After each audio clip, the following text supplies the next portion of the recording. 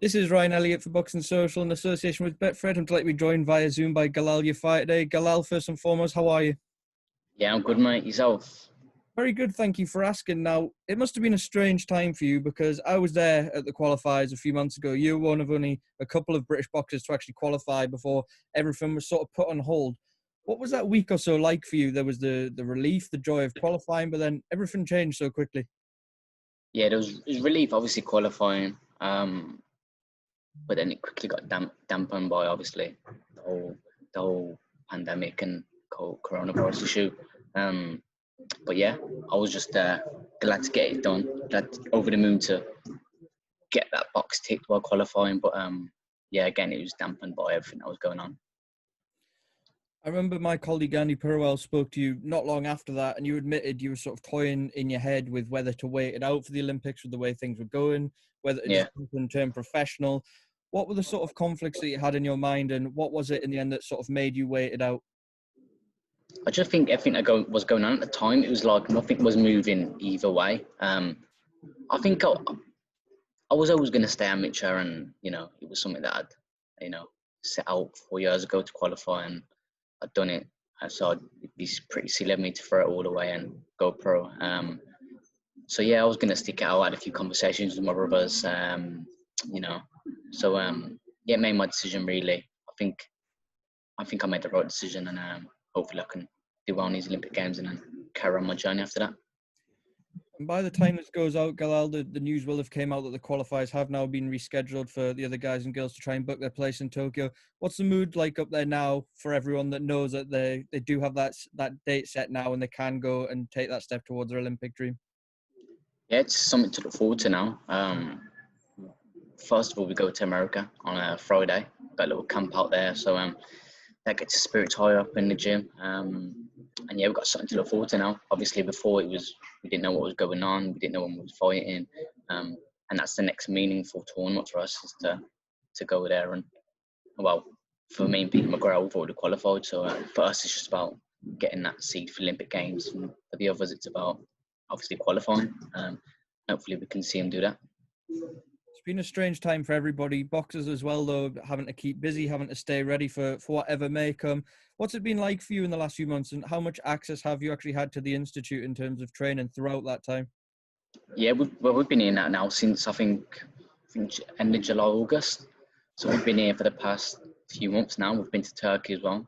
It's been pretty normal for us. It's been hard to be motivated and stay motivated, but yeah, we're just looking at the bigger picture, and that's just try and just keep improving now in that extra year until Tokyo 2021. You are now obviously eyeing up Tokyo. You mentioned you've got the relief of having already qualified for when the Olympics does come round. When you look back at your experience in Rio and your first Olympic Games, how much does that stand you in good stead going to your second Olympic Games and being more prepared for the occasion? Yes, more experience. I was a newbie back then. I'd been on a squad for 6, 7 months, so it was all new to me. Even I handled it quite well. I could have been maybe had more experience. Been on a squad 2, 3 years before, but now it's perfect timing. Now I'm at my peak. I've been to Olympic Games, been to Commonwealths, European Worlds, so that'll put me in great stead for these Olympic Games. You've been there in the build-up to the Olympic Games before. How does the feeling of it compare when you're preparing for a Commonwealth or a Europeans or a Worlds? Does it feel different? Does it feel special? Yeah, I think it's just the global size of it. It's yeah, it's all over the world. It's Olympic Games. It's huge. But then you've got to try to block that out to try and perform to your best. If you try and make it like it's something huge, it can not make you perform that well. So you just got to stay in your own little bubble and just think about the boxing. Now, the people watching this won't be able to see. I can see a little bit of it in the corner of your screen. Behind you, there are all the previous medalists from Team GB, all the boxers that have gone on to achieve greatness at the Olympic Games.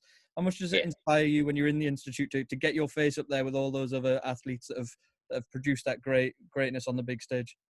Yeah, definitely. I think that's the main goal here, is to get your face on the walls.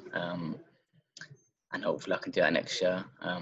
Hopefully it can fit me in the corner, a little square photo of myself. Hopefully a good one in the corner, and then I'll be happy.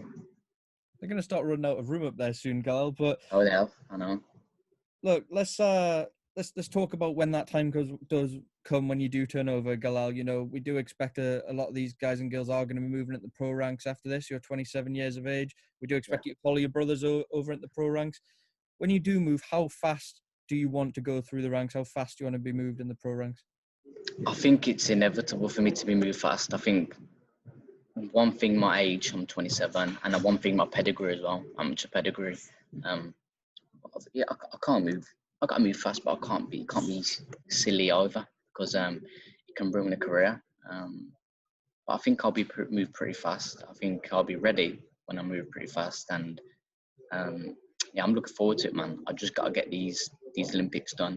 Got these medals back, and then it can help me if when I go pro. It can put me in better stead. It can give me better experience and make me a whole better fighter. Obviously, it's been a bit of a mixed bag for your family this year. Cal did have that huge fight earlier in the year, did lose his world title, though. Gamal's had his fight sort of delayed. But when everything does come together and you do join them in the pro ranks, is it a dream of yours to share a professional bill with your brothers, maybe? Yeah, it'd be something. I don't know if it's been done before. I don't know if it's Smith Brothers or anyone else has done it before, but it'd be something we should do before they retire. Obviously, Cal. We'll just have to see what happens. Hopefully, it can get put together, and maybe in Birmingham too. Now, in terms of your brothers, how are they doing? Obviously, Gamal had that fight delayed. Cal's sort of been out of action since the Chocolatito fight. How are they both? Yeah, they're good. Just ticking over now. Obviously, it's pro boxing is just getting back and running now. Hopefully, Gamal may be fighting in December for the European title. It's been a long time coming for him. Obviously, Cal losing out to Gonzalez. Hopefully, he can come back now and make his way back up now in his new division. Hopefully, and hopefully, can do well in the Olympic Games and get it back to a positive. We are awaiting news of Cal's return to the ring. There's been all sorts of names banded around. Who would you like to see your brother fight, though, when he does make his way back into the ring?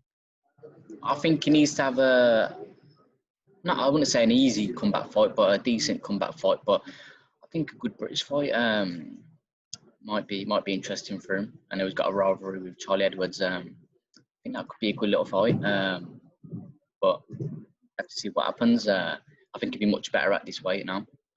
Struggled a lot over the years at Superfly. So yeah, it's interesting times. For everyone that's going to get behind you at home on your road to Olympic glory, as the Olympics does draw closer, with you qualified as well, what do you say to everyone that's going to be getting behind you?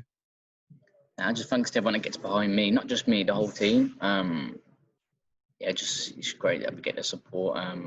Representing Team GB, it's an honour, and yeah, just thanks to everyone supporting, not just me again. The team, the girls and the other boys, and the people in the background as well. Yeah.